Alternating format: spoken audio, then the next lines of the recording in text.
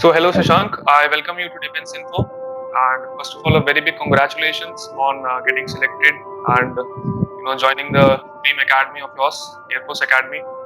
I know your journey has not been very easy; it is full of obstacles, and today we'll be discussing about that. And our viewers obviously would like to know about you as a person. So, without wasting time, Shashank, I just want to have a quick introduction of yourself, just telling me about your background, educational background. How did you actually come to know about the defense forces, and what motivated you basically? Okay. So if you could just in a brief tell us about that. Yeah. Thank you, Shubham. First of all, a very big thanks for this such a warm welcome.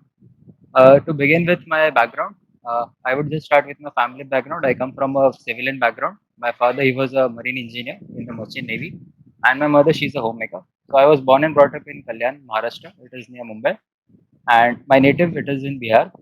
So I have been born and brought up in Kalyan and did my schooling also till class 12 from Kalyan itself. So I have done my 10th standard from KC Gandhi School Kalyan, and then I did my 12th standard from Birla College Kalyan. So in 12th, I obviously opted for science, like the majority of the crowd. And then I moved for my graduation to Pune. So in Pune, I did my chemical engineering from MIT Pune. After completing my graduation, I have worked with a private petrochemical firm for 3.5 years. And talking about my motivation or inclination to join the armed forces, so it actually began during my stay in Pune during my graduation days. So we used to go to play football matches, inter-college football matches across various colleges, and I happened to visit this CME College of Military Engineering, NDA, and AFMC and AIT was the closest college to my campus.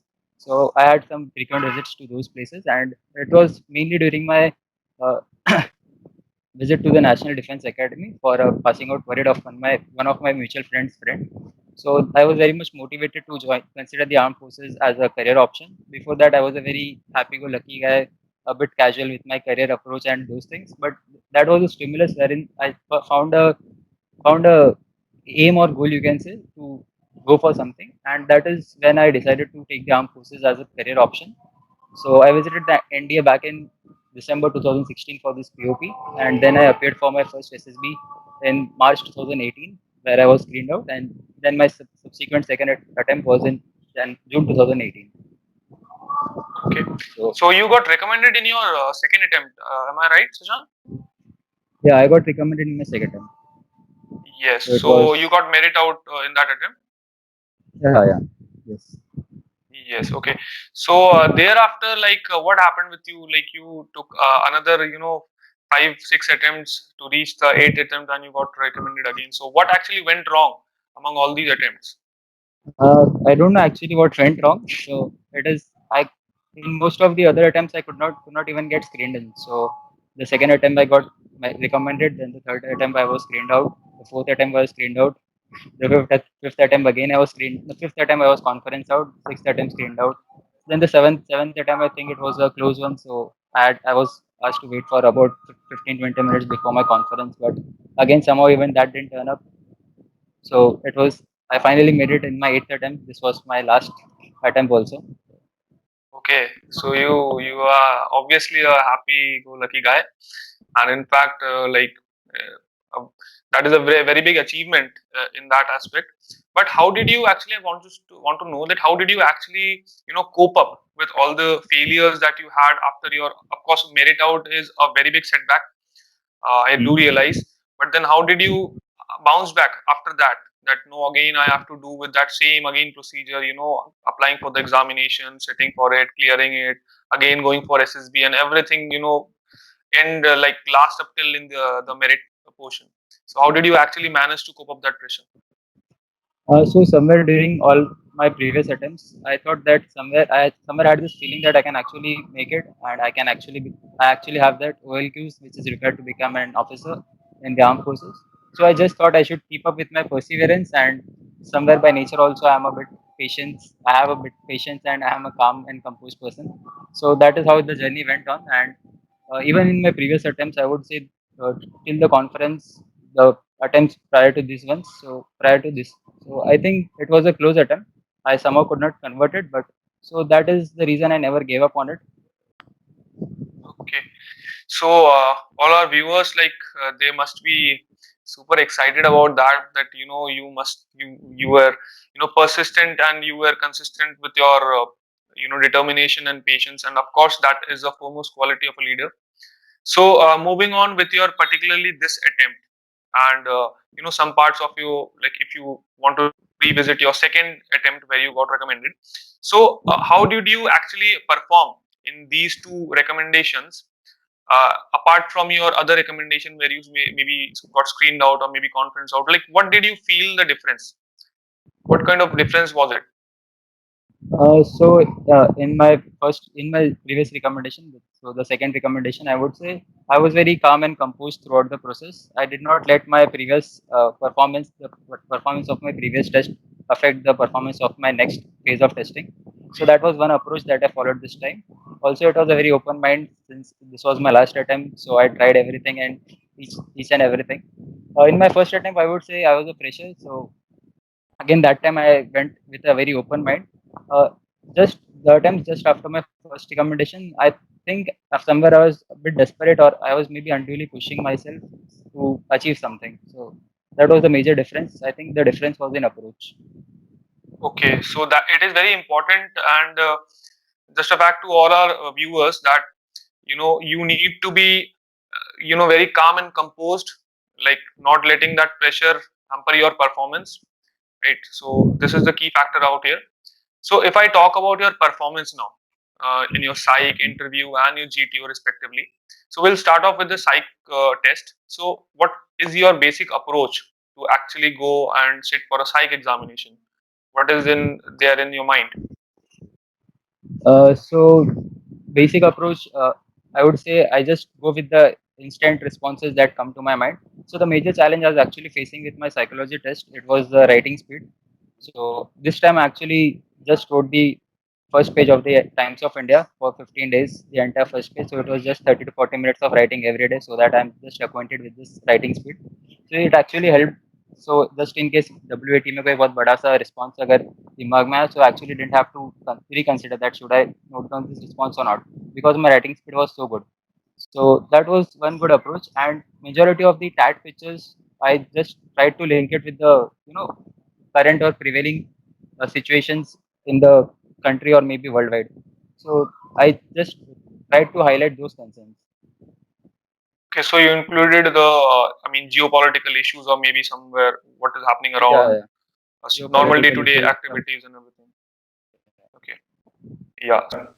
So Shashank, yes, after that psych test of yours, now we'll obviously go to the interview. So you had your interview after that, or had you the Yeah, it GTO? was the psych, then the interview, then the GTO. Okay, so we'll move on with the interview part. So now again, here, what is your, that mantra to crack the interview part? Because obviously you are interacting with a very senior officer, and we do realize that the candidates, they get tensed out, and they feel a bit of pressure when they're actually in that hall sitting alone. So how did you actually manage to keep yourself calm out there and responding to each and every question? So the basic principle that I follow for any interview, it is just be true with certain set of questions and be tactful with the other set of questions. So you basically need to have a judgment कि कौन से question के साथ you have to be honest and true, and which questions you need to handle tactfully. So that is something which I try to maintain, and I also was not unduly pushing myself in the interview also this time. I was very calm and composed. I at least tried to be for the major chunk of the interview. This was the longest interview, I would say. It went for roughly 1 hour 15 or 1 hour 20 minutes with multiple sets of rapid fire questions. Yeah. Okay. It was So yeah, go on. yeah, it was majorly regarding my current job description, my job role, and then why I want to join the armed forces. So a bit of grilling on that and the rest of the personal stuff. Okay. So you mentioned about doing job. You already mentioned that you are in a job and everything. So how did you actually manage to find time apart from doing job to manage your preparation for SSB and again going and doing, like, it's a very hectic thing to deal with. But then how did you manage to do that? Like, being in a So I job would and all. say somewhere the lockdown, the initial months of the lockdown, they helped me with this. So Okay. it was a work from home scenario, and the traveling time, it was absolutely nothing. Also, the working hours were less during the initial months of the lockdown. So I utilized these hours. I started with making some small changes in my daily routine. So right from getting up early in the morning, somewhere around 8:30. So previously I used to wake up around 9:30 or 10 maybe. So making some small changes, going for a run in the morning or just going to play football, coming back, reading the newspaper, even noting down the first page, just uh, noting down the first page, writing it down. So I started with some small changes. Also started not keeping myself cool at home and even with other situations of my life. Okay, so Shashank, you must have been subjected to a lot of GK questions by the interview also. Like, that is the most favorite part of them. So what was the case with you this time? So yes, I was put forth a lot of GK questions this time also. So initially it was the GS questions were from my own choice, and the later questions it was from the choice of the interview. So the major questions it was regarding the geopolitical tensions with China and the US elections. Then there was a question regarding. So the interview asked me a question that name a Indian cricketer who is a part of the Indian women cricket team. She belongs to the Indian Air Force. So she's Shikha Pandey, like Lieutenant Shikha Pandey. So Okay, so these were some of the questions.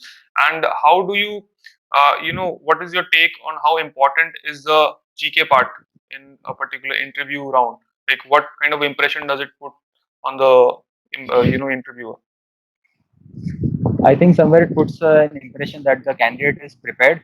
It shows his mental preparedness and his willingness to be acquainted with the current affairs and the ongoing affairs in the country. So I think it plays a very important role. Okay, and what is your take on the, a lot of candidates, they go, they say that we took coaching from this and that place and everything.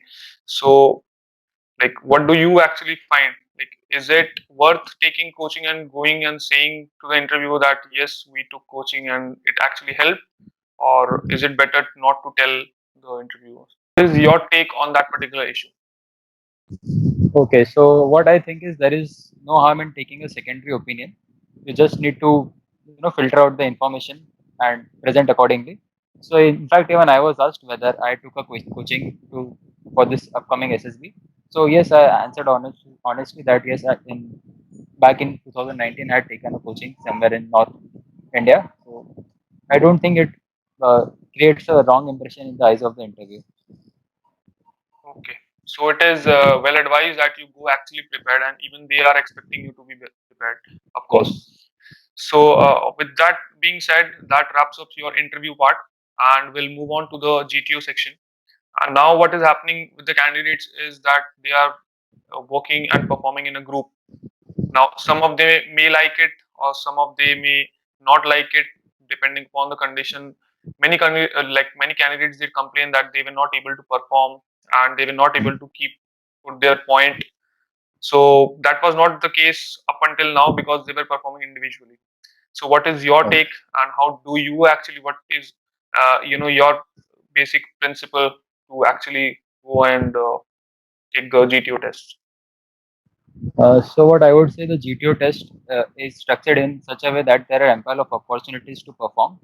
So one should not get very too much of desperate in a particular task. There will be opportunities to perform in the later task also. So in my personal case, I was patient enough and flexible to absorb the opinions of others also, and try out even their options in case of the ground obstacles. Okay, so if I go in a specific test, say the GD and the group planning exercise, which actually requires discussion and again coming to a conclusion, which is really very hard. So, like, how do you manage to perform in those particular tests, and what would your advice be to all the candidates who are actually, facing those kind of situations? So coming to the GD first, so there can be 99 things which you are actually prepared of, and you can still be asked the 100 thing. So there is no limit to knowledge. So what I do is I try to connect the topic with my personal experiences, or maybe even narrow it, bottom it down to a macro level, and relate with some examples which I observe around.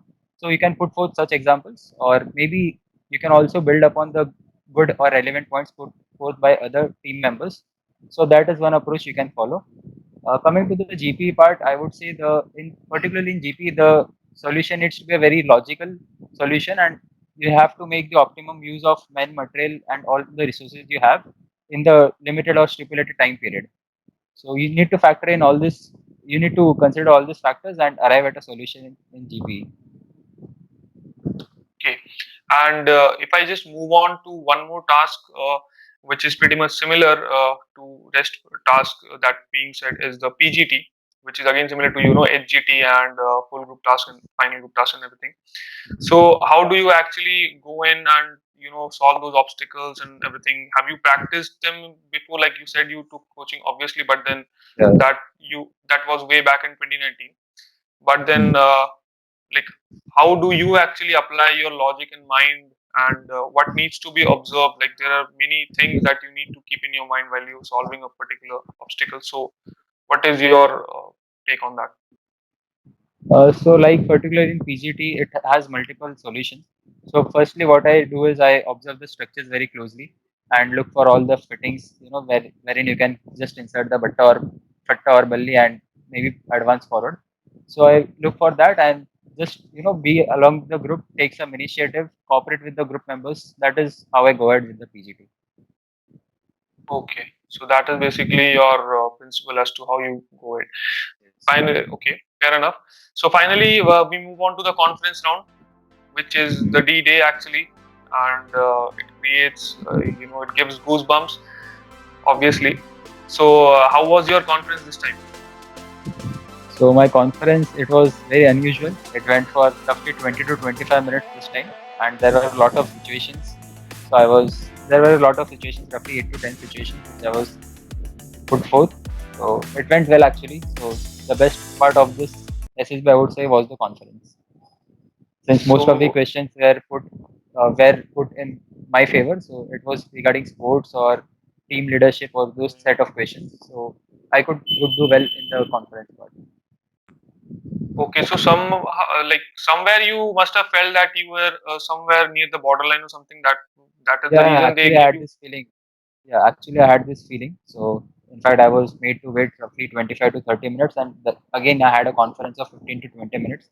But since the conference started well, so somewhere the momentum was carried, and it even ended well with a better presence of mind and better responses. Okay, so like if I talk about from your experience, like how important is actually to be keeping yourself present both physically and both mentally, and answering all those questions in the conference, because that it can be a deciding question after all. Yeah, So definitely. how important is it to be in that particular aspect? I would say it is very important since it is a do or die factor, particularly in the conference, and especially when the conference goes for so long. So I think one should be very mentally or very have a good presence of mind, I would say. Okay, okay. So he may ask you anything of your past, in like whatever you had in your interview, or maybe whatever you wrote in So yes, psych and everything. there were a couple of situations uh, covering majority of the fields, starting from education to sports to my current profession, again family also. So there were situations regarding all the aspects of my life. Okay, obviously. So that needs to be dealt very carefully, because after all, you will be sitting in front of so many officers who will be actually judging you. Of course. So you made it from that point, and you were medically fit and finally merited. So we'll wrap up now, Shashank, and thanks for giving us your precious time, of course. And you'll be joining the Air Force Academy very soon. So again, I congratulate you on behalf of Team Defense Info, and I wish to see you in a uniform very soon. Thank you, thank you.